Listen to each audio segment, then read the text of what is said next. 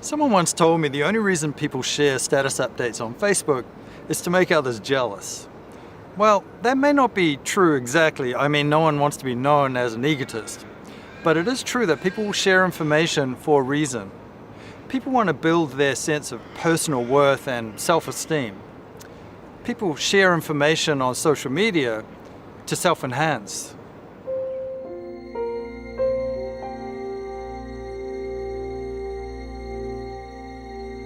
Mother Nature wants us to be successful. And I don't mean making lots of money, that isn't success. I mean achieving in life with our relationships. When we're successful with our relationships with others, then there's more chance our genes will get passed on and we'll survive. Mother Nature wants humans as a species to survive. And it does this by motivating humans to have families and being able to look after and nurture those families. The mechanism that Mother Nature uses to control how successful we are in our relationships with others is related to our mental well-being, and it's known as self-esteem. Self-esteem is essentially how good we feel about ourselves. When we have high self-esteem, we're more likely to be happy and have successful relationships with others around us. Self-enhancement is one way that people protect their self-esteem. It's an interpersonal activity aimed at boosting beliefs that one is a lovable and capable human being. This is often achieved by comparing ourselves to others. When we feel we are better than others, it makes us feel good. It boosts our self-esteem. As a result, people manage information about themselves to convince themselves that they are capable human beings. People strive to deny undesirable aspects about themselves. Self-enhancement is about enhancing one's positive strengths and achievements. As part of self-enhancement, we all have a tendency to have overly positive evaluations about ourselves. Think we have more control over our destiny than we actually do, and for the most part, be overly optimistic. Gamblers, for example, may think they're good at gambling, having a better chance of winning than the statistics would otherwise suggest. Accordingly, gamblers often convince themselves that this time they won't fail. Self-enhancement motives convince the gambler that they can win. So it's not necessarily that your friends are trying to make you jealous, but rather that they're attempting to put themselves in a good light in comparison to others. That photo of your friend on an exotic trekking holiday is designed to make them feel good, not make you feel bad, even though it might have the unintended effect of making you feel envious. Knowing that others in their network might not have the same opportunity as them improves their self-esteem.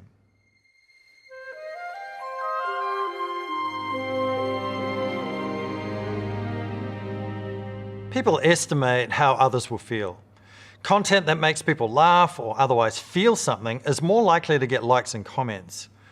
One way to get a shot of self-esteem is from positive feedback. On social media, this usually means sharing stuff that people know will get them engagement. People get a shot of self-esteem when someone appraises or acknowledges something they've shared. Getting positive recognition for sharing something on social media is like a pat on the back or earning respect. It helps the sharer to feel good about themselves. In fact, there's a risk with sharing since not getting engagement can have a negative effect on their self-esteem. If the recognition is insufficient, people would rather delete the content than suffer perceived judgment from others against their failed efforts. Not getting a reaction has a negative effect on their self-esteem. So people prefer to share content they believe will get engagement.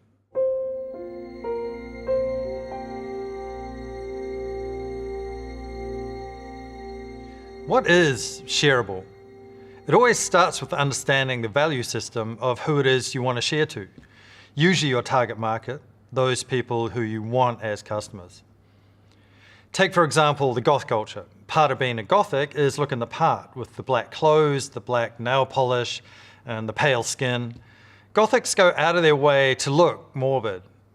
As with other groups in society, Members of the Gothic culture are bound by the same values, beliefs, and interests. Hipsters grow big beards, sports fans wear their team colours, and surfers wear their board shorts. Wearing the outfits and adornments of a group in society signals to others which group we identify with. So why is this? It's because humans are tribal. We're social animals who prefer to live and socialize in groups. It's partly for protection and partly for survival. It's phylogenetic. In other words, it's biologically programmed into us. So how does this relate to sharing then? Well, knowing the values of your customer gives marketers insight into what types of content their target audience is likely to share. Gothic conversation is likely to revolve around Gothic music or Gothic-looking clothes or something else that they share an interest in. These things define their value system. For example, Gothics use membership cues in conversations to validate their shared membership. Sharing images of a Gothic nature allows members of the Gothic culture to signal their allegiance and membership, just like wearing black.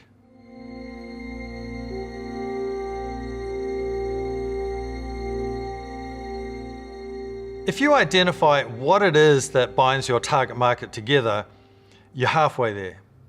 However, oftentimes it's not plainly obvious. To create shareable content, you really need to understand your customers' values.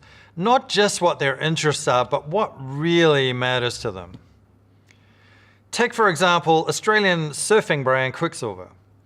While their competitors were busy taking the same old photos of surfers inside the barrel of a huge wave, they cleverly identified and tapped into their Australian surfers' value system to create something that did go viral. They identified another unique part of the surfers' culture and value system. All surfers care deeply about the environment and the health of the ocean. So, QUICKSILVER produced an image that featured a surfer riding inside the barrel of a large wave, like a standard surfing-type promotional advertisement. However, they made the image appeal to their target audience's value system in a very clever way. The photo was taken on the island Java, an iconic surf location in Indonesia. It's a very common scene used for surf advertisements, but this one had a very special difference. The difference was that there were pieces of pollution clearly visible in the water, including food wrappers and other pollutants that obviously didn't belong.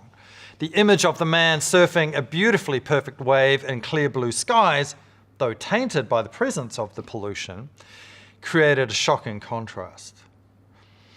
If you're a member of the surfing culture, you'll know that the health of the ocean is something that all surfers hold dear to their hearts. The image was highly shareable because it enabled surfers to signal membership cues based on their environmental concerns, and it was at a legendary surf spot. The only difference between the QUICKSILVER pollution ad and any other typical surf ad was the presence of the pollution. The typical image of a man surfing a perfect wave would likely have never gone viral because it's something that's tied to surfers' interests rather than their core value system.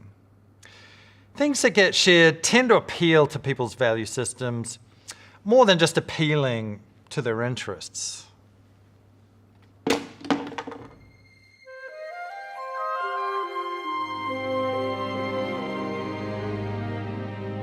Surfers care about waves. Sure they do. That's common amongst all surfers, and it's part of the culture here in Australia. But one thing that all surfers value is the search for the perfect wave. Australian surf brand QUICKSILVER wanted to appeal to their target market by integrating the freedom and lifestyle of the surf culture with a unique location. Rather than using the usual beach scene, they set the scene in the middle of a city. The video ad begins by showing a group of young men walking the streets, with one of them holding a surfboard under his arm. The movie uses shaky, low-resolution footage to create the illusion that the group are being filmed happenstance by someone with a mobile phone. They come across a city pond with a bridge over it. The one with the surfboard, he unzips it from its cover and paddles out into the middle of the pond. As he's paddling out, the rest of the men start crossing the bridge. When they're halfway across, They produce a cluster of dynamite sticks. One of them lights the dynamite and lobs it into the pond. The resulting explosion causes a huge wake that actually turns into a surfable wave. The man with the surfboard paddles to catch the wave and starts surfing it. Punk music plays as his friends whoop and holler in the background. The movie appealed perfectly to the culture of Australian surfers. One thing that surfers spend a lot of time talking about is locations around the world and where to catch that perfect wave. It's freedom and the perfect wave. Creating an explosion in a pond in the middle of a city, that's the most unusual surf location you can get.